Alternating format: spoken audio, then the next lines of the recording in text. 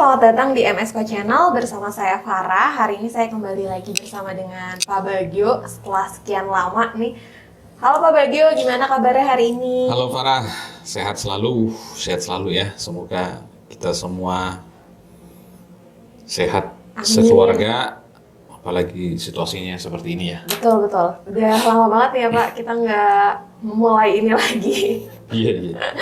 Hari ini kita akan langsung aja nih ya Pak. Hari ini kita akan ngobrol-ngobrol nih teman-teman dengan Pak Bagio, diskusi mengenai bagaimana caranya memecahkan masalah. Ini kan salah satu hal yang penting untuk dimiliki ya, terutama untuk seorang leader kalau di organisasi ya Pak Bagio. Iya. Seperti yang kita tahu nih, tantangan leader saat ini kan salah satunya karena di dunia ini semua tuh berubah begitu cepat dan sulit gitu untuk diprediksi. Apalagi ditambah wabah virus corona ini masih belum bisa teratasi. Jadi seorang leader ini kan gimana caranya bisa mengatasi atau mencari jalan keluar untuk berbagai permasalahan yang pastinya terjadi hampir di semua organisasi ya Pak Bagio. Iya, betul. Nah, menurut Pak Bagio nih, apa sih tantangan terbesar seorang leader saat ini? Ya, banyak sekali tantangannya sekarang. Salah satunya adalah dunia yang kita hadapi sekarang berbeda dengan dunia yang kita hadapi 10, 5 tahun yang lalu, bahkan 2 tahun yang lalu beda ya. Karena tadi itu kayak kita bicara digital, kita bicara COVID, dan banyak hal lagi. Sehingga kompleksitas masalah yang kita hadapi itu makin meninggi dan volatility itu kecepatan perubahan itu dengan dimensi yang susah kita prediksi. Itu yang dihadapi leader sekarang. Jadi bagaimana leader itu harus responsif dan mampu menghadapi situasi yang seperti itu. Kalau bahasa kerennya sekarang VUCA ya. Di era VUCA ya Pak. Di era Ini VUCA, memang iya. seorang leadernya memasuki di era VUCA ya Pak. Nah, menghadapi hal ini Pak, kompetensi apa nih Pak yang harus dimiliki oleh seorang leader dalam hal untuk menghadapi situasi ini ya pastinya? Itu kalau kita merujuk ke banyak sekali riset tentang apa sih kompetensi yang diharapkan dimiliki leader sekarang.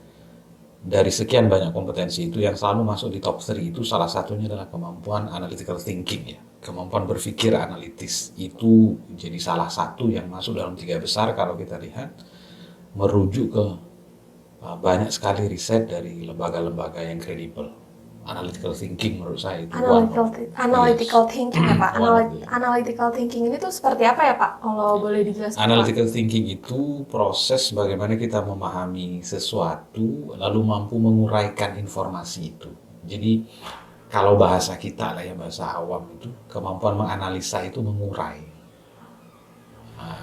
Kebalikannya mensintesa. Jadi kalau menganalisa itu mengurai, kalau mensintesa itu menyimpulkan atau apa itu kalau kita kelapa diperas, memeras itu sintesa. Tapi kalau analisa itu mengurai dari informasi besar menjadi potongan cang kecil dengan melihat hubungan sebab akibat. Sebab akibat itu jika A maka B.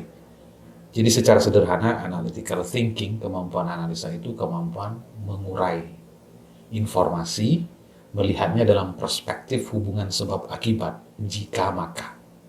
Seperti itu kira-kira sederhananya. Nah, dalam hal tersebut Pak, apa sih yang perlu dipertimbangkan untuk bisa melakukan analisa yang benar Pak? Transformasi dari analisa, kemampuan analytical thinking itu adalah pada pemecahan masalah ya. Jadi orang yang punya kemampuan analytical thinking yang bagus, maka dia akan mampu melakukan pemecahan masalah yang efektif gitu ya. Nah, salah satu dalam pemecahan masalah itu yang harus kita pahami betul-betul adalah ada satu konsep itu namanya DIKW. DIKW itu bagaimana kita bisa membedakan antara data, fakta, informasi, knowledge, wisdom. Kesalahan-kesalahan atau logika berpikir yang salah itu biasanya kita tidak membangun dari fondasi yang tepat. Misalnya gini ya, mengambil kesimpulan tapi tidak berdasarkan fakta yang benar akurat, relevan dari sumber yang kredibel. Ketika salah kita mengambil fakta, maka pasti kesimpulannya pun salah. Ketika kita salah menguraikannya dengan cara yang tepat, pasti hasilnya salah dong. Nah itu yang menurut saya kritikal harus kita pahami ya. Memahami apa itu fakta, data, dokumen, informasi, pengetahuan, yang sekarang yang populer hoax begitu. Iya, betul Pak. Nah yang gitu-gitu ya. Analoginya sederhana begini. Kalau seseorang mau bikin masakan, misalnya dia mau bikin rawon gitu, output atau hasil dari masakannya rawon itu enak, itu kan ada beberapa faktor yang harus dipertimbangkan. Satu, selain dari proses proses masaknya betul, jadi secara proses itu kan bahan bakunya harus benar. Kalau bahan bakunya tidak benar, tidak bagus, tidak pas begitu, maka pasti juga hasilnya nggak akan bagus. Output dari rawon yang kita harapkan itu tidak akan enak atau tidak akan sehat ya. Nah kemampuan leader itu untuk dalam pemecahan masalah itu secara garis besar dia tahu fakta-fakta dasar yang dia butuhkan dalam pengambilan keputusan dan dia tahu bagaimana mekanisme penyelesaian masalah dan pengambilan keputusan yang harus dia lakukan begitu. Oke baik Pak. Lalu bagaimana Pak flow-nya atau apa output dari setiap flow tersebut? Ya, mekanismenya ya Iya, kalau bahasaku atau mekanisme. flow-nya itu ya tadi ya. Jadi kan ada dua besaran nih. Yang pertama bahan bakunya. Kita harus bisa membedakan mana fakta yang Data. benar-benar akurat begitu. Membedakan antara fakta, data, informasi, asumsi, so on and so forth. Nah itu dulu nomor satu. Yang kedua mekanisme. Dalam pemecahan masalah itu banyak sekali teorinya. Salah satunya yang kita usulkan ke teman-teman adalah dengan 4 langkah dalam pemecahan masalah. Yang pertama adalah namanya situation appraisal. Yang kedua root cause analysis. Yang ketiga developing alternative solution. Baru yang keempat selecting best solution. Nah, masing-masing fase itu harus dilewati dengan benar, dengan cara yang tepat untuk bisa menghasilkan output per fase.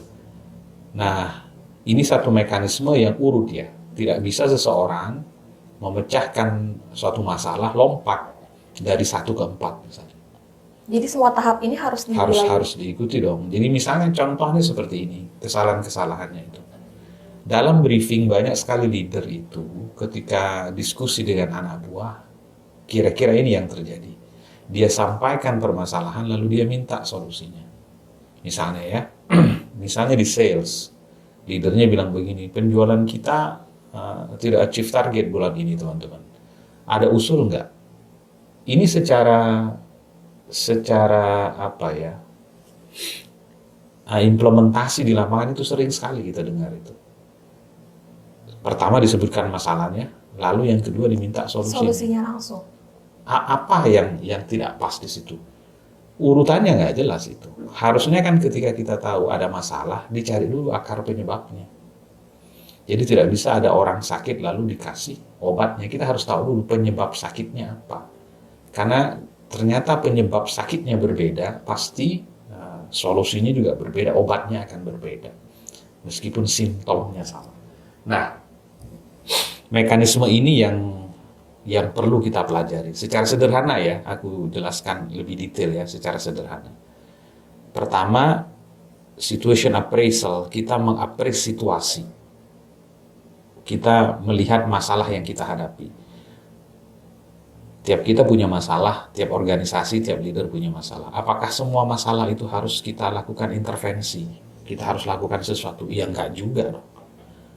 Ada masalah yang bisa kita kontrol atau kontrol kita besar di situ. Ada masalah yang tidak sama sekali berada di kontrol kita. Berarti kita harus tahu memilah dan memilihnya.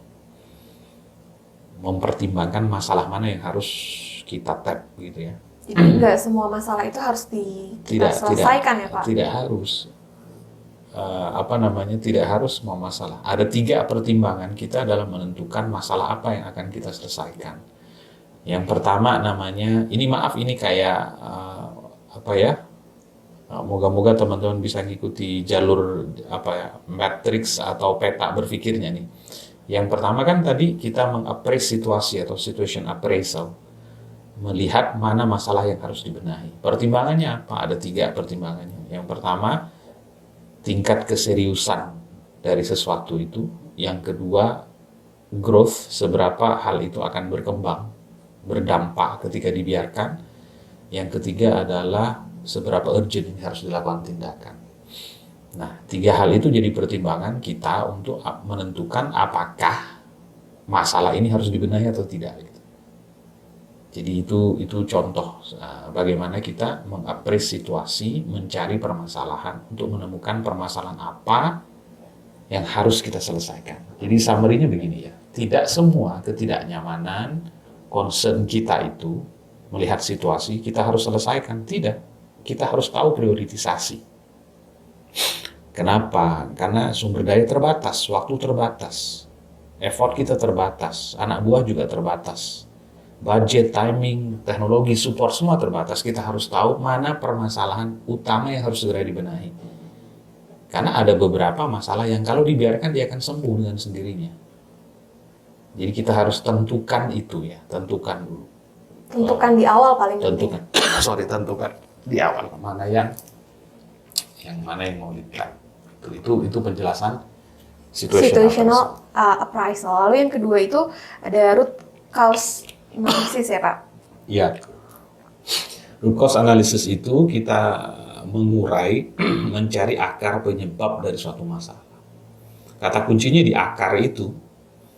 Jadi ibarat pohon ya, ibarat pohon. Kalau pohon itu bermasalah di buah, itu pohon masih bisa tumbuh loh, masih bisa dibenahi. Bermasalah di daun, bermasalah di batang, di dahan, itu masih bisa. Tapi kalau akar dia sudah bermasalah, mati itu pohon. Begitu juga kalau kita membenahi sesuatu ibarat pohon, ibarat masalah itu adalah pohon ya. Kalau yang dibenahi itu buahnya, daunnya, rantingnya, dahannya, batangnya, bukan itu, tidak fundamental. Yang fundamental itu temukan akarnya. Karena disitulah asal segala sesuatunya berawal. Nah, kemampuan menganalisa akar penyebab itu yang fundamental harus dimiliki leaders.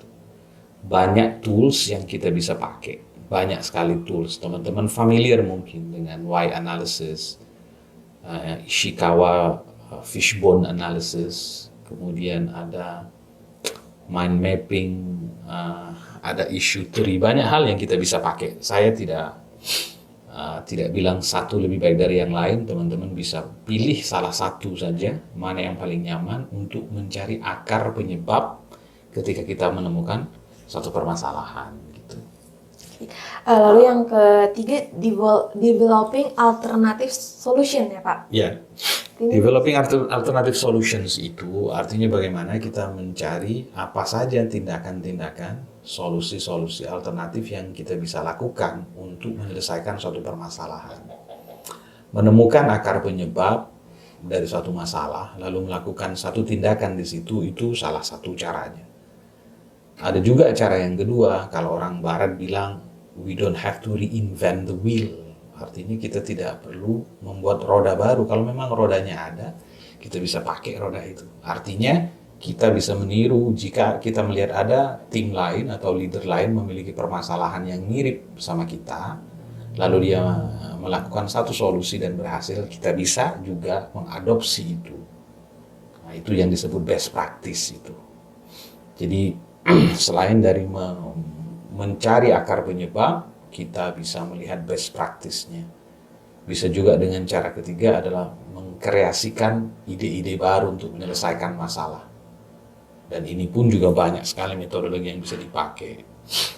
Misalnya dengan mind mapping, dengan scramper. Ini teman-teman ada waktu silakan di googling nanti ya metode-metode ini.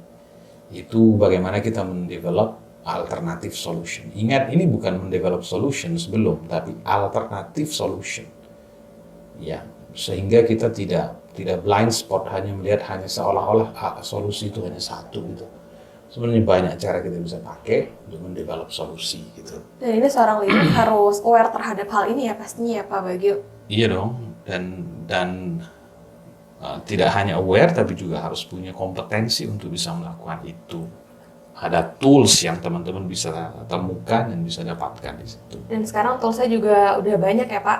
Banyak dan bisa dicari itu. Dan yang terakhir ya Pak, solution based solution ini Selecting based solution. Selecting based solution ini gimana Pak maksudnya Pak? Kalau kita sudah punya alternatif solusi yang banyak, tentu saja dengan keterbatasan sumber daya ya, waktu, tenaga, orang, kecil kemungkinan kita bisa mengeksekusi semua alternatif solusi itu. Makanya kita harus pilih. Nah, memilih solusi yang terbaik itu seperti apa? Kita mencari berdasarkan parameter baku yang disepakati. Apa saja parameter yang bisa dipakai? Misalnya, kalau aku punya 10 alternatif solusi, lalu diayak lagi, dicari 3 tertingginya. Dengan mempertimbangkan beberapa faktor. Misalnya, kita mengenal istilah circle of control. Mana solusi yang bisa langsung aku lakukan, tanpa harus ada approval misalnya dari pihak lain. Terus mana potential impact-nya, seberapa besar potential impact dari solusi ini. Terus yang ketiga dari perspektif efisiensi, yang keempat dari measure. Itu contoh hal-hal yang jadi pertimbangan atau parameter ya boleh ketika kita mendevelop solusi terbaik. Jadi secara sederhananya saya nggak tahu teman-teman moga-moga bisa melakukan pemetaan terhadap diskusi kita yang tidak terlalu panjang ini, tapi kayaknya ada banyak cabang-cabangnya ya. Semoga bisa. Kalau ada waktu, kalau aku punya kebiasaan itu, kalau dengarkan orang ngomong gitu, aku ambil kertas, aku bikin petanya gitu. Oh ini ide pokoknya di sini, ini dahannya, ini cabangnya, itu biasanya mempermudah gitu. Jadi saya simpulkan ya, aku simpulkan ya teman-teman ya. Jadi problem solving, pemecahan masalah itu terdiri dari 4 langkah. Langkah pertama namanya situation appraisal. Situation appraisal itu tujuannya mengidentifikasi dan menentukan masalah apa atau masalah utama yang akan kita selesaikan. Langkah kedua namanya root cause analysis, menganalisa akar penyebab dari masalah itu. Yang ketiga developing alternative solution, mendevelop alternatif solusi terhadap masalah yang kita hadapi dengan beberapa teknik tadi itu. Dan yang terakhir, menseleksi, menentukan solusi terbaik yang akan kita eksekusi. Jadi garis besarnya, 4 langkah itu garis besarnya. Nah, penjelasan detailnya nanti didengarkan tadi itu kan ada detail-detailnya, teman-teman. Kira-kira seperti itu ya, Far. Oke. Problem solving itu. Terima kasih banyak Pak Bagio. Semoga teman-teman bisa mengambil kesimpulan ya Pak, bisa dapat sesuatu dari diskusi kita kali ini. Mungkin biasanya kalau di problem solving itu lebih detailnya lagi kan Pak Bagio akan menjelaskan di kelas ya Pak ya biasanya. Iya, kalau di sesi kita. Di sesi itu biasanya lebih detail, bahkan tools-toolsnya juga ya Pak. Iya, pasti. Di kelas gitu. Oke, Pak Bagio terima kasih banyak. Ya, terima kasih banyak Farah. Hari ini semoga sehat selalu. Stay safe, stay healthy semua teman-teman. Dan semua teman-teman yang mendengarkan semoga selalu diberikan kesehatan. Terima kasih banyak. Sampai ketemu lagi di obrolan selanjutnya. Terima kasih semuanya.